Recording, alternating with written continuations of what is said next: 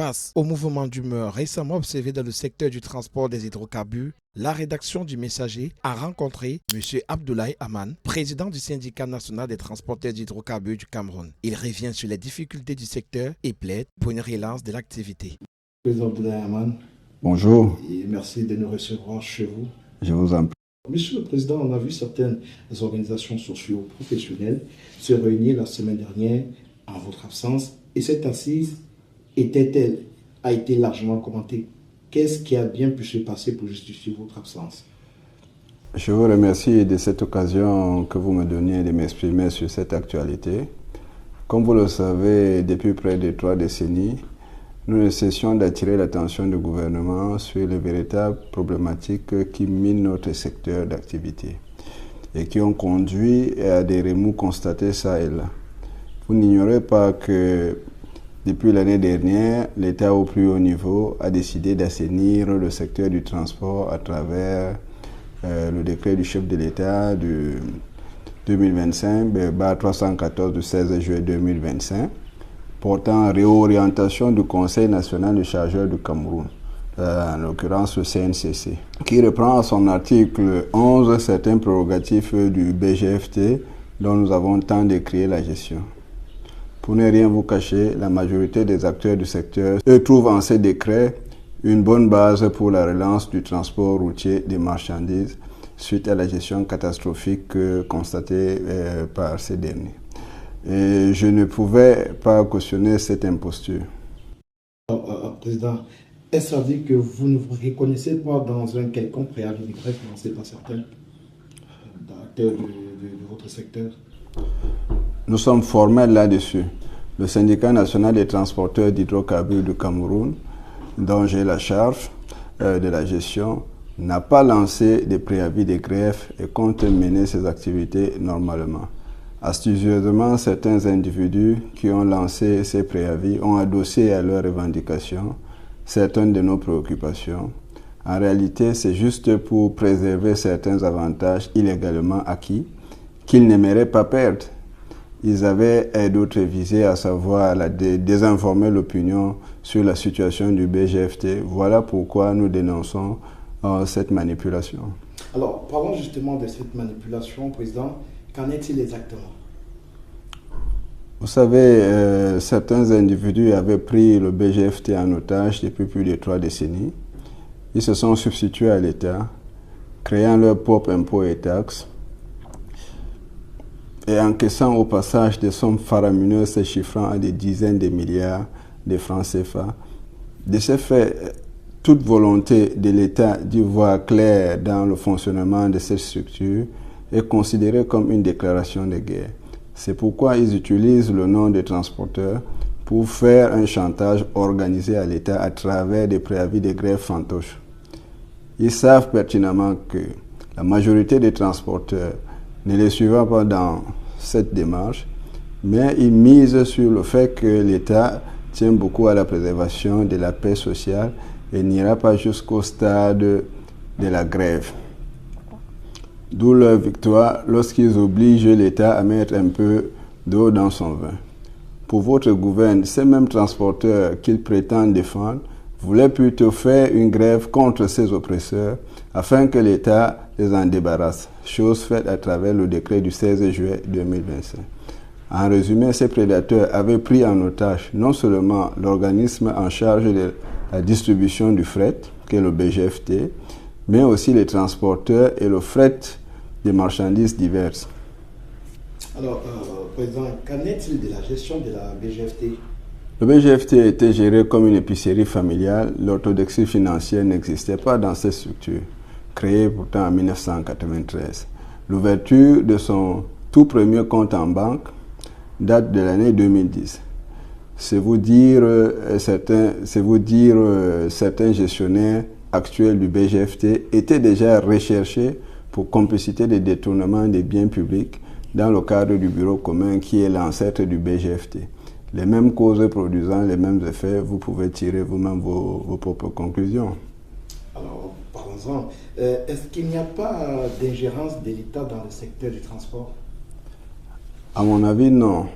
Car Qui mieux que l'État pour organiser le secteur là où l'accaparement des faits de ces structures vitales pour l'économie par certains privés a échoué. Sur ce point, la majorité des acteurs se trouvent en conformité avec la volonté de l'État de réorganiser le secteur. Que pensez-vous de la prévention du transport du compte propre et de la pesée des camions? Qui dit prévention dit prévenir. En quoi une prévention peut-elle constituer un problème? Certes, il peut y avoir des égarements de la part de certaines personnes en charge de cette police préventive de la circulation. Mais ces égarements, lorsqu'ils sont remontés à la hiérarchie, sont sévèrement sanctionnés par la tutelle.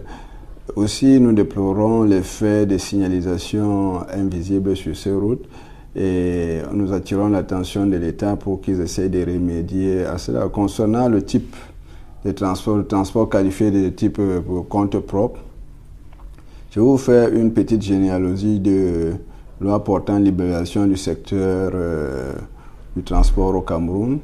Tout d'abord, la loi numéro 90-031 du 10 août 1990 mettant fin au monopole de l'État en ouvrant l'exercice de la profession de transport et à la fixation des prix et à la libre concurrence. Puis vient la loi numéro 2001-015 du 23 juillet 2001 régissant les professions de transporteurs routiers et d'auxiliaires de transport routier au Cameroun, qui fixe les conditions d'accès à la profession, le cadre d'exercice des activités ainsi que le régime des responsabilités et des sanctions. Enfin, la loi numéro 2016-014 du 14 décembre 2016 fixant les règles générales applicables au transport des personnes et des marchandises. Elle organise le cadre d'exploitation des entreprises du transport, encadre la concurrence, la sécurité routière, l'immatriculation ainsi que la tarification. Cette dernière loi ouvre la liberté d'accès au marché via la libéralisation de la profession, sous réserve de certaines contraintes, c'est-à-dire les immatriculations, les autorisations administratives et consorts. Encadre les prix plafonnés par l'État pour éviter les abus et la surenchère et régule les pratiques en interdisant les ententes illicites, la concurrence déloyale et les tarifs discriminatoires. Ces derniers points retiennent notre attention. Dans un premier temps, le CNCC se bat pour fixer des prix planchers par itinéraire, ce qui est une chose louable. Mais la problématique de la concurrence déloyale reste un caillou dans la chaussure du transporteur, car elle est difficilement prouvable juridiquement dans la plupart des cas. Et pourtant, nous avons nos représentants à l'Assemblée nationale où cette loi a été votée, d'où notre incompréhension. Quant à la pesée, nous, transporteurs d'hydrocarbures, avons en son temps trouvé un juste milieu avec l'État pour nos citernes et sommes convenus de maximiser les capacités à 36 000 litres. Du côté des marchandises diverses, il y a un seuil à ne pas dépasser qui est connu de tous. En cas de différend, je crois que ceux qui prétendent les défendre devraient agir car ils font partie de la commission interministérielle de suivi des opérations de pesage et la commission nationale de route, qui mieux que leurs représentants pourrait défendre leur cause. Alors, Président, on parle et puis on va parler aussi des coulages qui vous sont amputés par la SCDP. Vous savez, ce sont des prétendues problématiques que je suis fatigué d'aborder. Pour la première fois depuis que la SCDP existe, nous avons une directrice générale disponible et clairvoyante. Elle a créé des plateformes de concertation entre tous les intervenants du secteur pétrolier où chacun peut poser ses problèmes afin de trouver ensemble des solutions. Quoi de plus génial? Nous avions remonté des soucis sur la méthode de calcul de coulage à la SCDP Garoua. En son temps, elle a mis sur pied une mission impliquant tous les acteurs du secteur, du chargement jusqu'au déchargement en passant par le convoyage. Nous nous sommes entendus sur une méthode de calcul et tout le monde était satisfait. D'où vient-il qu'à la SCDP Bafoussam, certains acteurs refusent de participer au dépotage contradictoire, sauf s'ils ont quelque chose à cacher, je ne sais pas. D'ailleurs, un acteur du secteur se plaignant du fait de la représentante de la SCDP à Bafoussam qui a bloqué le chantier de son chauffeur. Je vous laisse déduire. Alors, quelle est votre position sur le GPS imposé par le ministère des Transports avec des caméras embarquées dans les cabines? Bon, c'est une initiative louable dans le fond. La police administrative de transport revient de droit au ministère du Transport et à l'administration.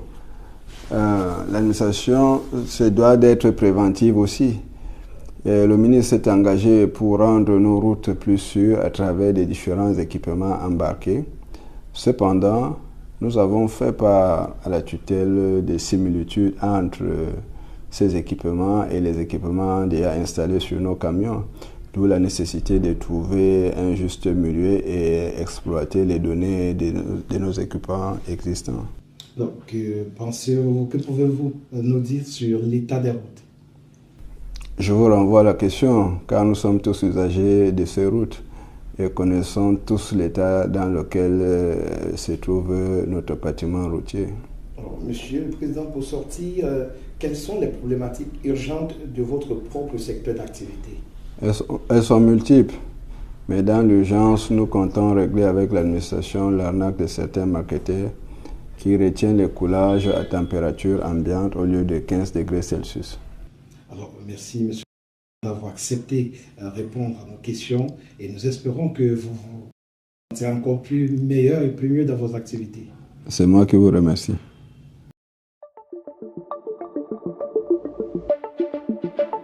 Le Messager Télévision, à l'écoute du peuple.